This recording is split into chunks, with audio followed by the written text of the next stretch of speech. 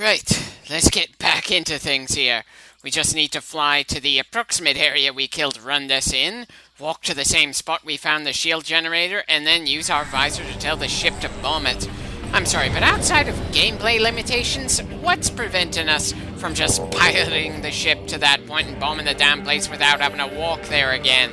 I'd certainly like an in-universe explanation for why we can't do that if our ship is the only thing that can let us make progress here.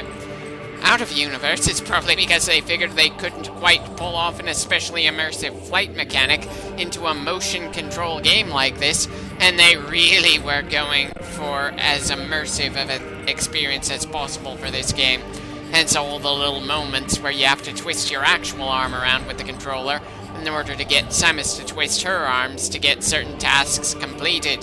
Hell, I'm pretty sure there were some developers in Nintendo who were glad that the Wii made it tough to do any flight-related games. It's not like they had any plans for the Star Fox series. It's actually pretty funny that the only two franchises Nintendo has that work reasonably hard to keep some level of continuity are Legend of Zelda and Metroid. Everything else they make just doesn't really care about keeping any kind of running narrative from game to game. They just want fun gameplay, and if a story comes along with it, so be it. Which kinda hurts Star Fox. I suppose you could also include Fire Emblem and Pokemon, but those don't really have a lot of recurring characters from installment to installment in their stories, and Pokemon stories are pretty damn basic. In Metroid, you are always with Samus, and one adventure directly leads to the next, which leads to the next. With a bare few exceptions, she is isolated and expected to fight against incredibly dangerous monsters on her own. Some of those monsters, especially Ridley, are recurring. But there's also a lot that are specific to whatever entry in the franchise you're going through right then and there. Granted, the Metroid Prime trilogy fits somewhere a little awkward in the whole timeline, slotted between Metroid Zero Mission and Metroid Samus Returns, but still, there's a reason that Metroid is my favorite franchise that Nintendo works on. I can feel like I'm actually going through a journey with the main character when I go from game to game, as I replay the series. Good God, do I wish I had the same sort of feeling with Pokemon or Star Fox.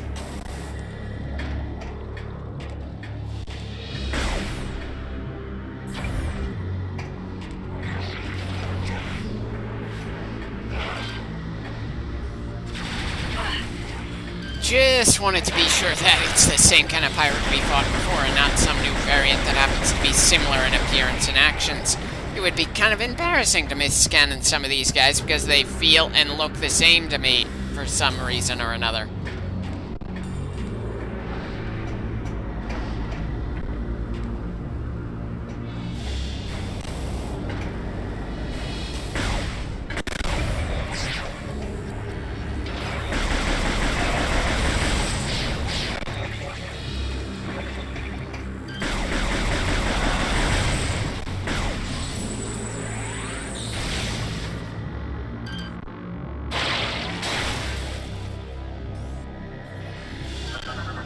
Speaking of not scanning things, how did I not manage to scan this the last time we were in this area?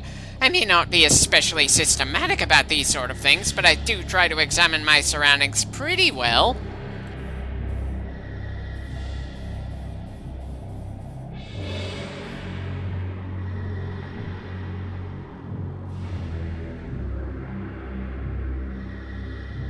So, magic versus technology here, huh?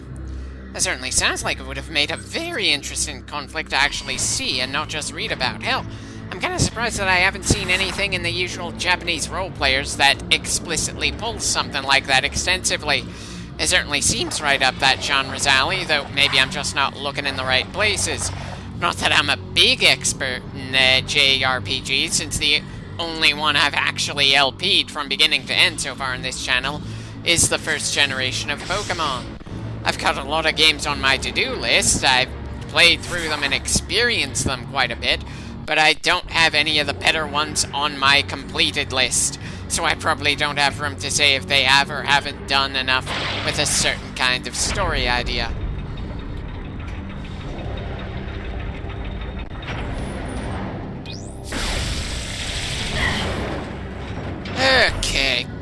just hit me. I know it's not that important, but the damage, even though it was ignorable, had to come from somewhere. I was just shot, and I'd certainly like to know what hit me so I can shoot it back. That feels like a reasonable response.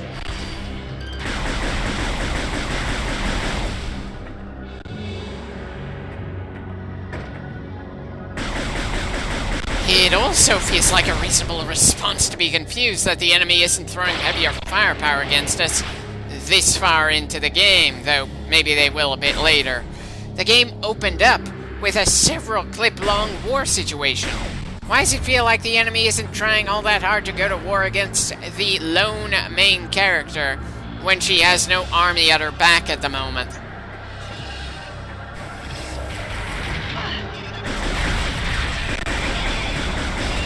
Okay, seems the small, fragile drones are using hyper mode against us. Or at least some of them are. I suppose that's a solid attempt to try to amp things up. At the very least, I can respect that even a fragile foe like that can be dangerous given the right circumstances. It just is kind of undermined by the fact that Samus is a walking tank, and it takes a good deal more threat than this to feel scary to us when we've got 3 extra energy tanks to help keep us alive. And I'm sure that number will grow before we're done with this planet. It's not like we had to go out of our way for the 3 we gained to get this far into the game, after all.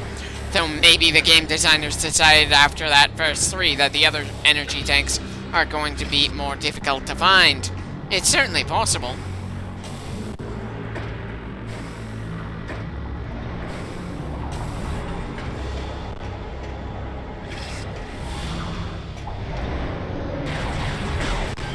And great.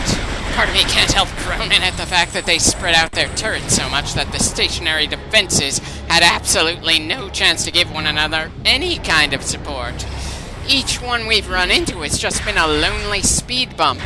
Again, the way the game opened kind of made me want to consider the pirates on an outright war footing instead of whatever base garrison thing we've usually run into when they do their various antics in these games.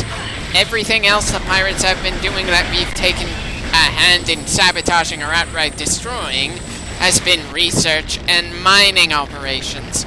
That made the way they set up their defenses make some measure of sense, especially with the way the local wildlife and some of their own experiments caused the poor bastards some casualties. But it is very well implied that the planets that the seeds land on are supposed to essentially make the planet they land on a new pirate stronghold. Mostly because Dark Samus, for some odd reason, was explicitly made the leader of the pirates in this game, because she somehow ended up becoming the leader of the Phazon, which never had any kind of hive mind sense going on about them before. Is it unfair to compare the Lambent and Emulsion from Gears of War with Phazon in Metroid Prime? Because at least Gears of War 2 explicitly said the bad guys we were fighting a war against were also fighting against those who were infected by being near the energy source. And that build-up in the second game helped to make the fact that the Lambent were the single greatest threat on the planet have some damn good impact in the third game.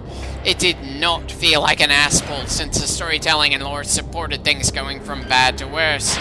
But in Metroid Prime 2, they didn't actually do much of anything to build up for something major happening in Metroid Prime 3. The only things they really did were established in the previous games are things like floating rocks out there happen to have Phazon, and that stuff can cause some pretty severe problems if it lands on a planet to the point that space elves of various kinds can't deal with that crap. It was also established that the Prime Metroid from the first Metroid Prime was getting a lot of use from the suit she stole from us, and had become a vengeful phantom in the style of Jason Voorhees, constantly coming back to try to kill us, and not giving a damn how many times we killed her to prevent that. It's just kind of funny that I liked Dark Samus as a character more in Metroid Prime 2, even if that game felt like the most annoying of the games to complete when I had the controller in my hands.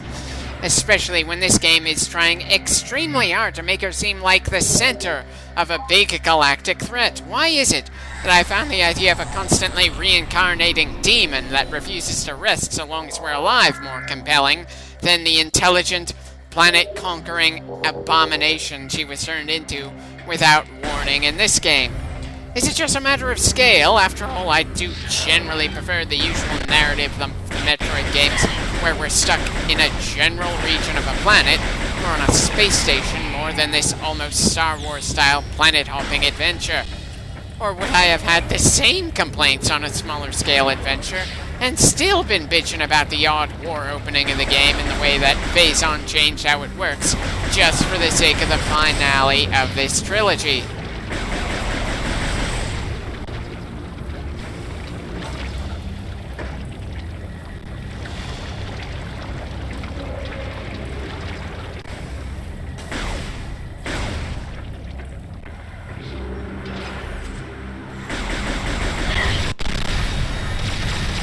Really? The enemy can induce phase-on overloads on us, forcing us to go into hyper mode. From a narrative point of view, they want Samus to become part of the hive mind that only exists in this game's line of thinking here. I suppose that makes some measure of sense, but a phase-on overload does nothing to our health bar, and it makes our attacks hit a lot harder for a short time. And since the overload would only be dangerous if we did just spray fire, it's a free power-up in gameplay terms, especially since multiple hyper modes isn't really dangerous to Samus in terms of gameplay. The corruption only spreads in cutscenes that happen regardless of how many times you've actually used Phazon. And, again, it's been a hard decision in my opinion. Then my brain is in a bit of a war shooter mood instead of exploration and boss hunting, like every other Metroid. At the very least, we're coming through a big action sequence in the same area we fought against a bunch of pirates and then fought against Rundus. This is clearly an important fight arena that hopefully we won't return to again. This feels like the kind of action sequence you would kind of get in your typical action game, really. The enemies are just going to keep on spawning here until we accomplish the objective. In Call of Duty, that would be moving past an invisible line, making the enemy stop spawning in. In this instance, we need to turn off the jammers here so we can do a bomb and run on the stuff the pirates set up to prevent us from using the elevator. This would probably be a lot easier if we were allowed to actually pilot our ship and go straight for the shield generator out here instead of needing to walk to a location we can see it from, and then transmitting things to the unnamed and unvoiced AI that's on our current ship. Again, I understand why the game doesn't give us the ability to fly in terms of gameplays and the control scheme, but story-wise, there is no excuse I can see for Samus to make her own job harder this way. And considering Metroid is one of Nintendo's more narrative-driven franchises, they really should have done a better job avoiding this kind of gameplay story divide. Now, I have no idea if in-universe Samus is a good, bad, or just passable pilot. Usually in a Metroid game, the ship lands, we do the entire adventure, then we come back to the ship to take off. So really, it tends to serve as a little more than a save point that happens to refill your ammo and health as opposed to transportation. But the shift to make it more prominent in this game, making it our main method of getting from zone to zone and giving it the ability to destroy things, kind of feels like something this game could have done without. Now, as I said in a previous clip, I don't feel like it's as distracting as the Batmobile in Arkham Knight, especially since there's plenty of on-foot activities to do that have nothing to do with the ship at all. It is treated as just another tool at our disposal, and like so many other tools in the Metroid franchise, it doubles as a key occasionally. I just feel like it could have been done better, and before I forget, I was kind of expecting the enemy to spawn around here faster than what we've been seeing. I'm not too sure why I thought that this encounter would be so much more unforgivably annoying, but hey, credit where it's due. The flyers guarding this crap are doing a better job making me feel worried we could fail than anything else has so far. Hell, we've lost more health against these nameless pirates with jetpacks than we did against Ridley and Rundus combined. Certainly an interesting thing in a Metroid game where a bunch of nameless repeating enemies do more damage than a pair of bosses. But then I suppose I had quite a bit of trouble against some of the varieties of regular pirates and some of the other Metroids we've gone through. I've got this distinct memory of getting absolutely stoned by Black Armor pirates in Super Metroid. It just plain was not obvious how we were supposed to even hurt the bastards.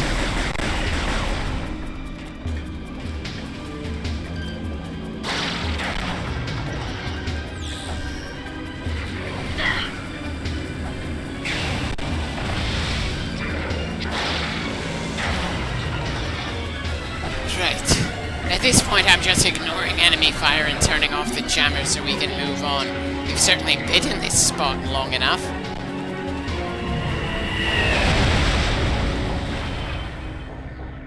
And that does it. We're allowed to move on. I probably could have done that a good deal faster, but hey, I was having some fun there. Even with my issues with the control scheme and writing, there is no denying this is a pretty fun game, especially when you're in the thick of the action.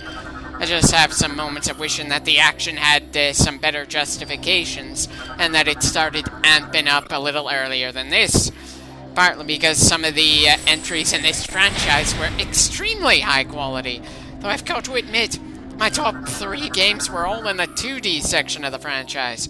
I enjoyed the previous 2 Metroid Primes well enough, even with my issues with them, but the 2D ones are shorter, faster paced, and yet still manage to give you a sense of tension through most of it, and some good story through it.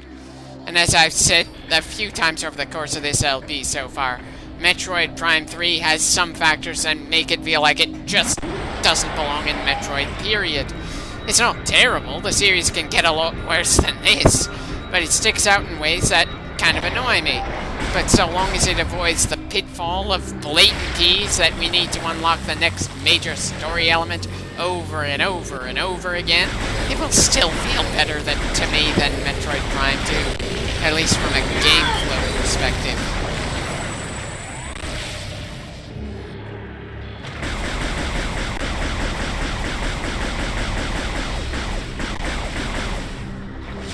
I was kind of hoping that destroying some of those little guys would drop some health for us.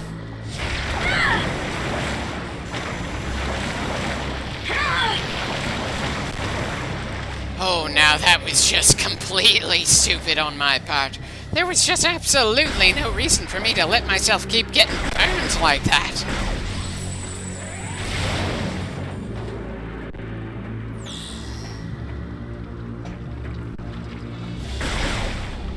Well, if nothing else, the search for healing items is a good way to wake up, considering I was feeling unchallenged not too long ago.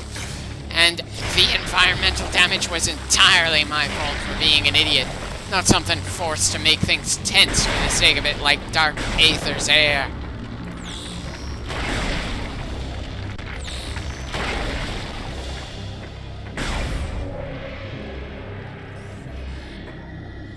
Wait, so the pirate didn't react to the loud sound of the door opening, but did react to the quieter sound of Samus's footsteps? Not that turning and trying to shoot us did him any good there, but still.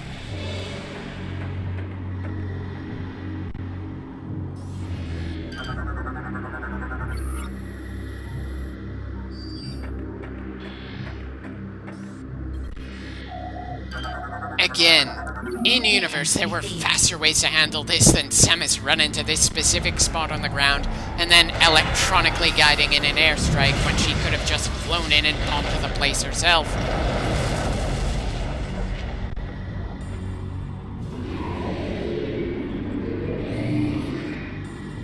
Time to go to the area we haven't landed on the planet yet. Then we can deal with the other generator, which will lead us to the seed on this planet. And I'm sure there's going to be a major boss once we get in there. Not that we have any hints of what it could be to help hype ourselves up for it. All we know is that we're halfway to turning off that shield, and there's going to be something important when we get past it.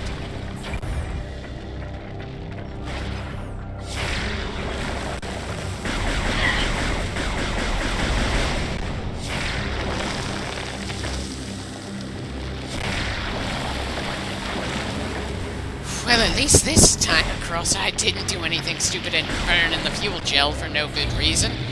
Bloody hell, I kind of wish we had something to explore around here, but unfortunately, we've already been everywhere we can possibly go with what we have right now. At least in the two sections of the planet we've already gone through. I'm getting a very distinct feeling this game is far more concerned with combat than exploration. Ah well, so long as the combat is above a certain quality, it isn't going to be too big of a problem. But again, it just doesn't fully feel like Metroid to me.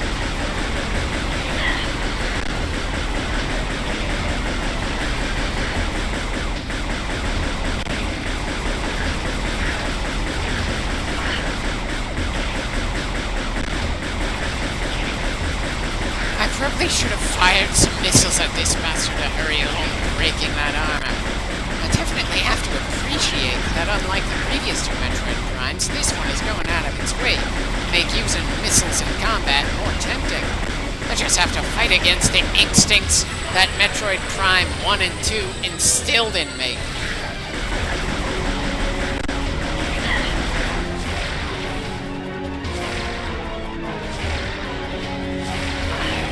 Well, I'll be damned. We're running into a ground-based enemy that's agile enough to dodge a weapon that locks on. Granted, part of the issue is that missile tracking seems rather iffy at best around here, but hey, I'll give the enemy credit where it's due here. Especially considering I had absolutely no respect for them at all in the previous 9 clips, and for a decent chunk of this one. The story is still a train wreck, and the motion controls are still annoying to me, but hey, it is starting to feel better from a gameplay perspective.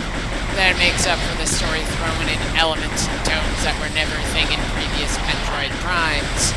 And I also have to give some credit that the enemy has done a decent job changing their troop composition as we're forced to run through the same ground again in this linear entry in the franchise.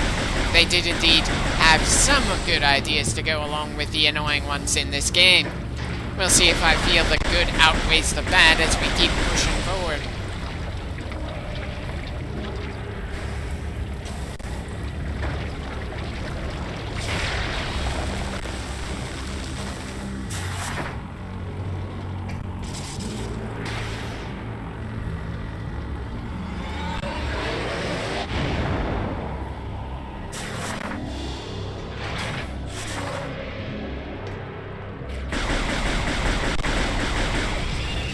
Shouldn't be any further trouble on our way to where our ship is parked, though considering we had to call the ship twice in a row in a small area, I'm pretty sure we should have been allowed to board it without having to come all the way back to where we entered the area in the first place. But hey, I'm just not a fan of how they handled the ship in general around here. It's probably not that big of an issue in the grand scheme of things.